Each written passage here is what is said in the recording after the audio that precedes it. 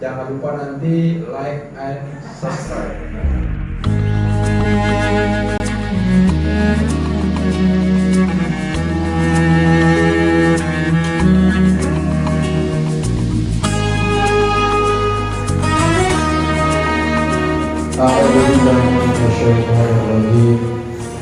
Bismillahirrahmanirrahim. Assalamualaikum warahmatullahi wabarakatuh.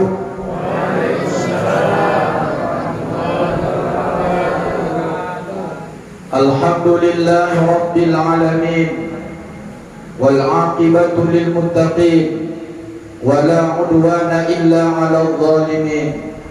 Wassalatu wassalamu ala asyrafil anbiya'i wal mursalin, sayyidina wa maulana Muhammadin wa ala alihi wa sahbihi ajma'in. Amma ba'du, subhanaka la ilma lana illa ma 'allamtana innaka antal alimul hakim.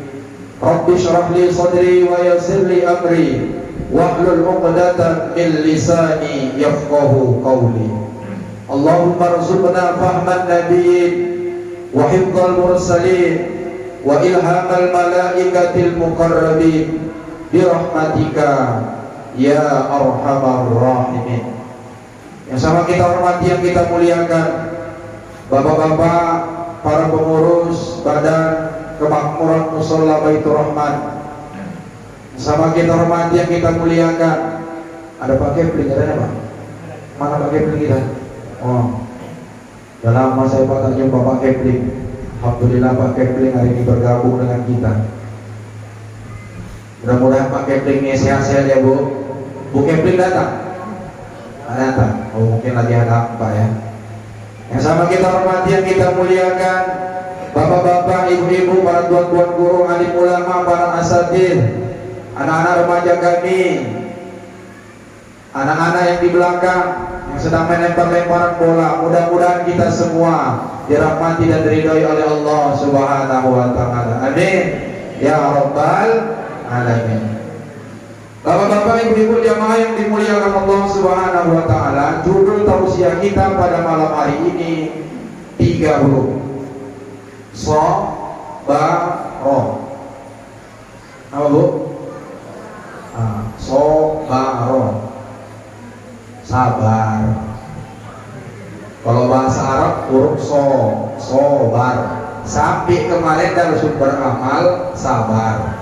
Maka ada nama bapak kita Pak Sabaruddin. Dari bahasa Arab Ibu Pak Sabar. Beruntunglah Ibu kalau hari ini punya suami namanya Pak Sabar. Masuk kajian Ustadz Mahmud, masuk YouTube. Udah Ibu tonton YouTube kajian saya Bu? Belum? Bapak udah? Diblik-blik kali lah bapak. Kapan naik follower saya? Bukan nanti janji yang ada letak di antara kita. Like and share, jangan lupa subscribe. Udah berapa Bang viewer kita? Hah? Oh baru 20. Seminggu tapi hebat 20 kan Bang? Tapi kalau di Facebook, oh udah jempol-jempol orang semua. Tak jempolnya ke atas, tak ke bawah ya kan? Baik bapak-bapak, ibu-ibu, jamaah yang dimuliakan Allah Subhanahu wa taala. Sobat ini bahasa Arab, artinya al-imsaku anis syahwat. Sobat itu al-imsak, menahan, anis syahwat, dari semua keinginan-keinginan. Jadi apa Ustaz kaitannya sabar dengan puasa? Puasa kan definisinya al-imsak. Berarti antara puasa dan sabar itu satu makna. Cuman makna puasa ini lebih khusus. Kalau syahwat dalam pengertian sabar, semua keinginan-keinginan kita mesti ditahan. Yang namanya manusia, pasti kita semua yang ada di musola ini punya syahwat, punya keinginan-keinginan. Betul Pak? Kalau nggak punya keinginan payah juga kan? Manusia pasti dia ingin makan, betul? Betul. Manusia pasti dia ingin minum, ingin cantik, ingin kaya, ingin punya mobil, ingin punya rumah, ingin punya istri, ingin punya anak, ingin punya pesawat, ingin punya sekolah, ingin punya mall, ingin punya hotel, bahkan ada yang ingin punya masjid sendiri dan pesantren sendiri. Betul? Itulah yang disebut dengan syahwat, keinginan. Maka Islam mengajarkan konsepnya mesti sabar dalam menghadapi syahwat itu. Artinya bagaimana Ustaz? Ketika seseorang ingin memenuhi syahwat-syahwatnya, maka dia punya batasan. Orang yang ingin kaya, dia harus tahan syahwat keinginannya. Bagaimana caranya? Mendapatkan hartanya tidak dengan cara yang batil. Ini belum masuk TV lagi. Biasanya kan tiap bulan Ramadan ada yang ketangkap KPK, ya kan? Mana kepala pula yang keluar pilar pula hari ini, si Joseph Taimceng itu pula yang keluar. Izin kali aku nengoknya. Saya pesankan kepada Pak Kapolri dan seluruh jajaran polisi, Pak, tangkaplah itu penista agama itu, Pak, sebelum kami ngamuk umat Islam. Setuju? Atau ada nggak tahu? Makanya haruslah mengikuti berita, Bu. Ini kadang-kadang ibu ini di dapur aja, si masak aja kerjanya. Sekali-sekali ibu ini ikut juga. Jadi hari ini berita itu sudah tersebar luas. Sudah, pokoknya kita sampaikan pesannya.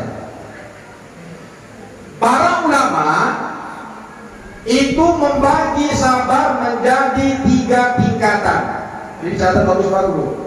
Sabar itu dibagi oleh para ulama menjadi 3 tingkatan. Salah satu ulama yang menyebutkan ini adalah Syekh Muhammad Jamaluddin Al-Qasimi Ad-Dimashqi dalam kitabnya Mau'izatul Mu'minin min Ihya'i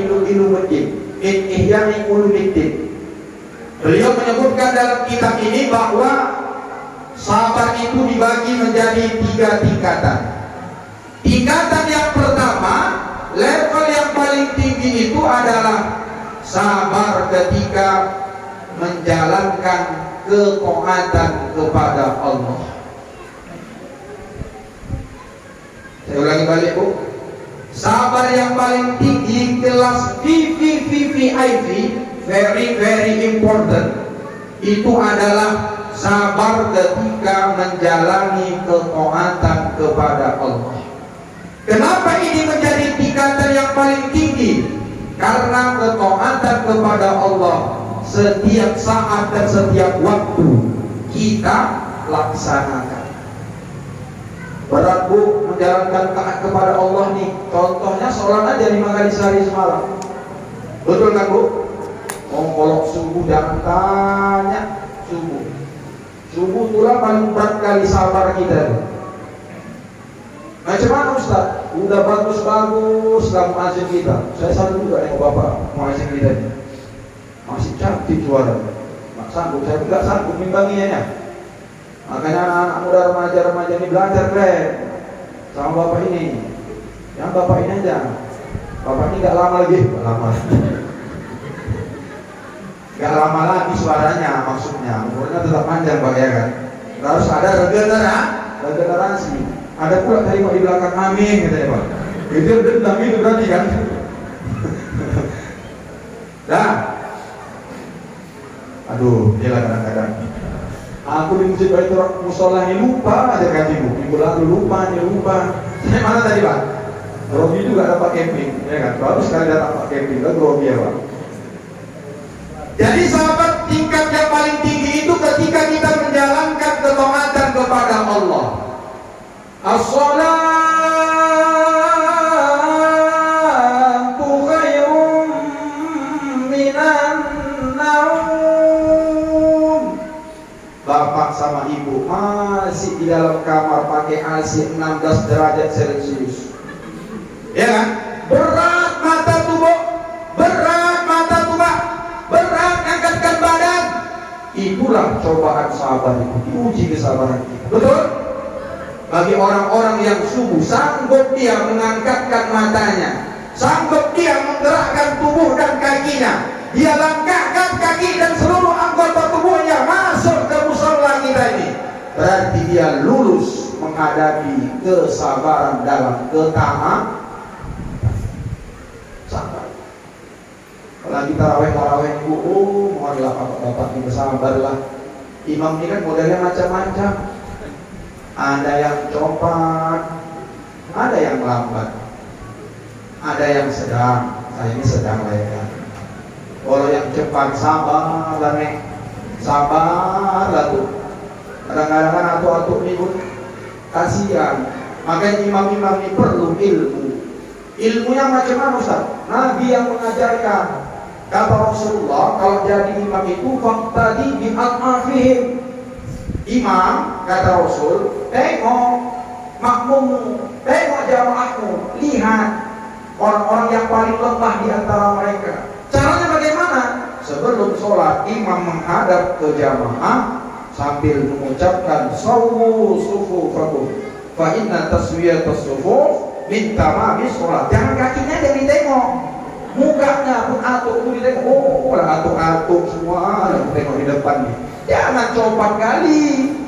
Bismillahirrahmanirrahim. Alhamdulillahirabbil alamin arrahmanirrahim maliki yaumiddin iyyaka na'budu wa iyyaka nasta'in. Sallama Allahu akbar. Atuk itu rukuk ya Allah. Sami Allah. Dalam hatinya kan membatin ya kan Bang. Apa Ustaz ini gawat kali Ustaz ini kok cepat kali aku udah tua Allah.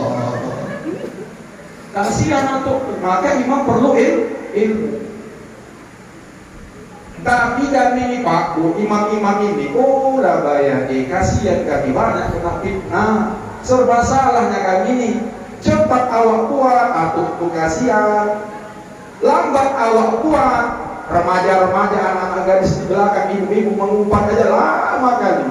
Udah 2-3 rakaat berlagu-lagu lagi Ustaz. Bismillahirrahmanirrahim. Alhamdulillahi rabbil alamin. Ar-Rahmanir-Rahim. Maliki yaumiddin. 2-3 rakaat. Kayak itu bacanya. Apa enggak ngamuk di belakang? Lama kali lah Ustaz nih. Dari mana BKM dapat Ustaz kayak gini katanya? Allah, salah juga. Jadi macam mana kami ini Bu? Pulang makan ya Bu ya? Nah makanya sedang-sedang. Kan ada lagunya tuh kan? Dia tidak cantik mah, dia tidak jelek mah, yang sedang-sedang saja. Yang penting cocok amplopnya.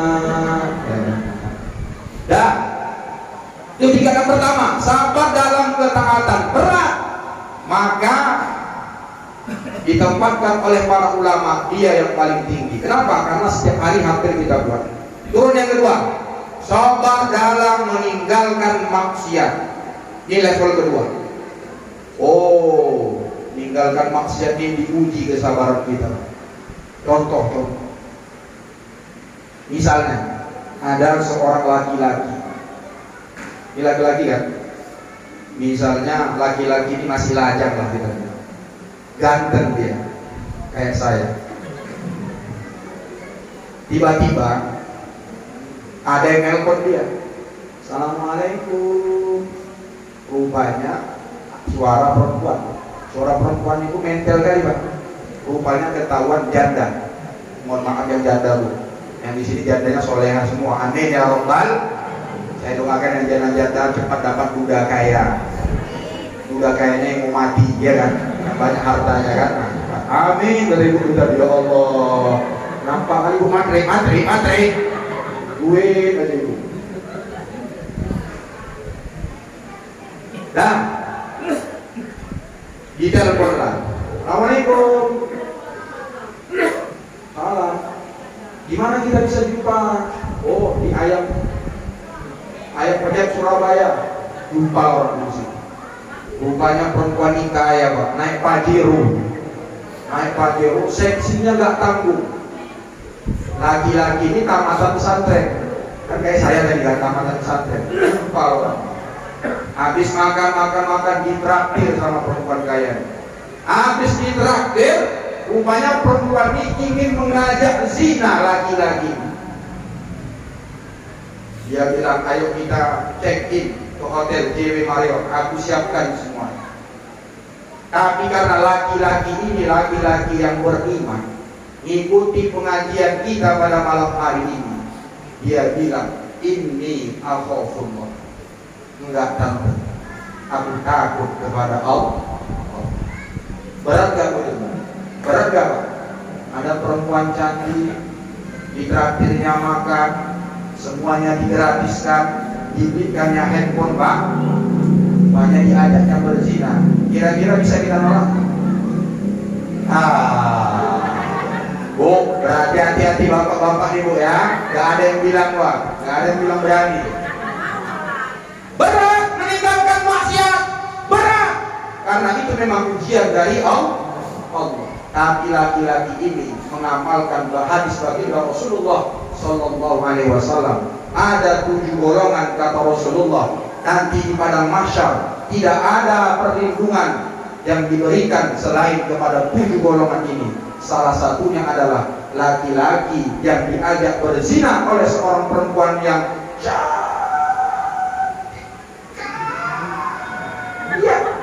tapi dia mengatakan, ini akhafullah.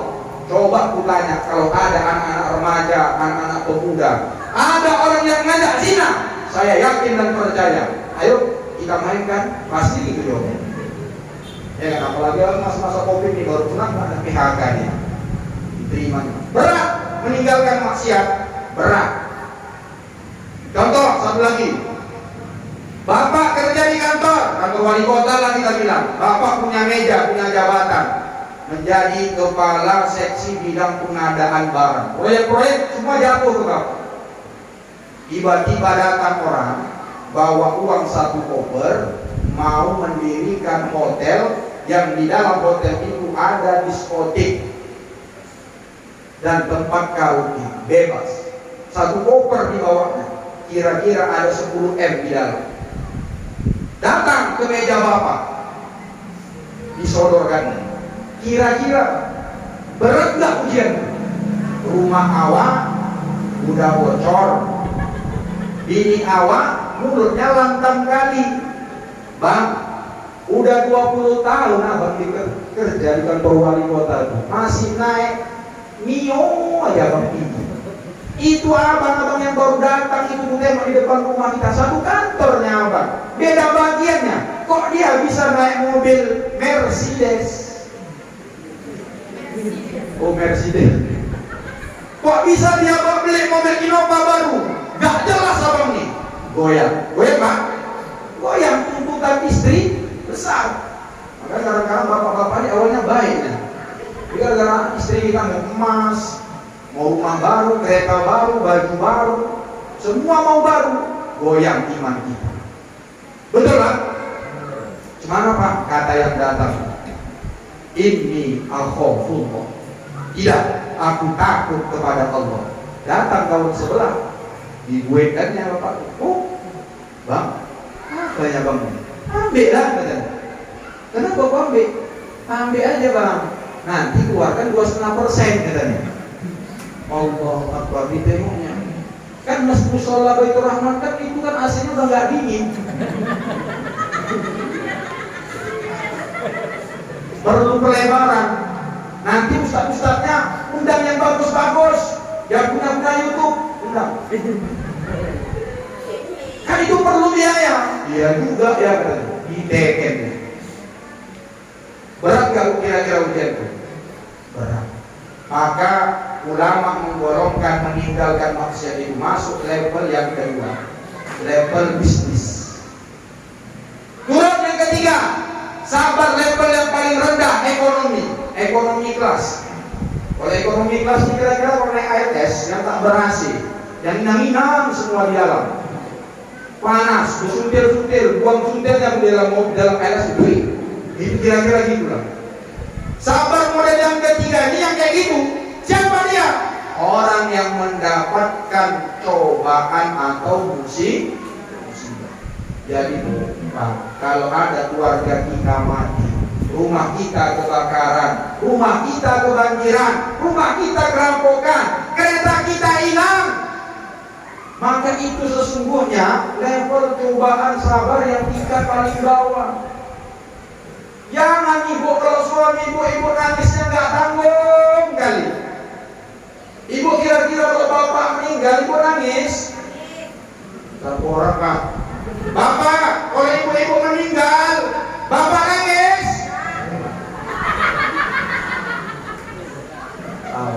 Oh Pak, rupanya suami istri ya. Udah siap-siap berarti orang ini Pak. Sekali lagi saya tanya, bapak-bapak kalau ibu mati meninggal dunia, bapak-bapak sedih sama nangis? Memang gak ada yang setia sama laki-laki. Ibu, saya tanya sekali lagi Bu, ibu-ibu kalau bapak mati ibu nangis sedih? Nah, agak lumayan lah. Memang begitulah hukum alamnya Pak, sunatullah. Kalau suami meninggal maka istrinya memang nangis. Itu membuktikan bahwa perempuan ini memang tipe yang setia kepada suami. Makanya tengok Bu, banyak ibu-ibu Pak meninggal suaminya, tahan dia tidak mencari suami baru. Betul? Dirawatnya istrinya, dirawatnya anaknya sampai besar. Kenapa? Karena suaminya orang soleh. Tapi kalau suaminya Fir'aun aja. Memang begitulah Pak sunatullah. Dah berat ujian untuk yang paling bawah nih. Kenapa? Karena ujian musibah ini gak tiap hari datang. Banjir tahun sekali ya kan. Meninggal belum tentu 20 tahun sekali. Maka dia level paling bawah. Nah, ketika ujian-ujian itu datang, kita harus bisa menahan syahwat. Anak kita meninggal, syahwat kita mengatakan ingin meronta-ronta, anak satu-satunya, besok mau menikah, meninggal pula calon suaminya. Apa enggak gede kali itu? Kita sebagai orang tua, besok mau nikah, anak kita anak satu-satunya, undangan sudah disebar, teratak sudah dipasang, keyboard sudah dipesan sama biduan-biduannya. Di Mahabat lu, kenapa? Mahabat itu biasanya undangnya malam minggu kan. Tapi kalau keyboard 2 bulan sebelum pesta udah diundang keyboard. Itu kan kali itu ibu. Nikah keyboard cepat kali. Kalau Mahabat malamnya pula datang ke rumah ketua Mahabat, ya kan? Dan berat ujian itu, berat Ustaz. Kenapa? Mau nikah besok. Tapi orang yang beriman itu, orang yang berpuasa, disitulah nampak dia berhasil puasanya, dia sanggup menahan segala semua ujian. Nah, dari ketiga tingkatan sabar ini, ternyata menurut para ulama, ibadah puasa yang sedang kita kerjakan masuk tiga tingkatan itu di dalam ibadah puasa. Tengok Bu, orang yang berpuasa, tengok ibadahnya, meningkat gak? Meningkat. Tengok bulan puasa, sholat isya rame. Hari biasa, apalagi nanti hari lebaran 1, 2, 3. Oh lah bayar itu lah, hari sendiri. Nenek-nenek udah mulai nggak datang lagi. Kenapa? Kayak bucok Agustus, bucok. Meningkat ketaatan kita di bulan puasa, betul? Betul. Tengok maksiat, tengok karaoke ditutup. Tapi nanti habis puasa, habis lebaran, berbukaan semua. Memang gitu deh. Jadi ibadah puasa kita ini komplit, sabar-sabar tiga itu ada di dalam ibadah puasa. Maka beruntunglah kita hari ini orang-orang yang berpuasa. Ini sudah malam berapa Ibu? Nah, malam pun tak ingat lagi Bu, ya Allah.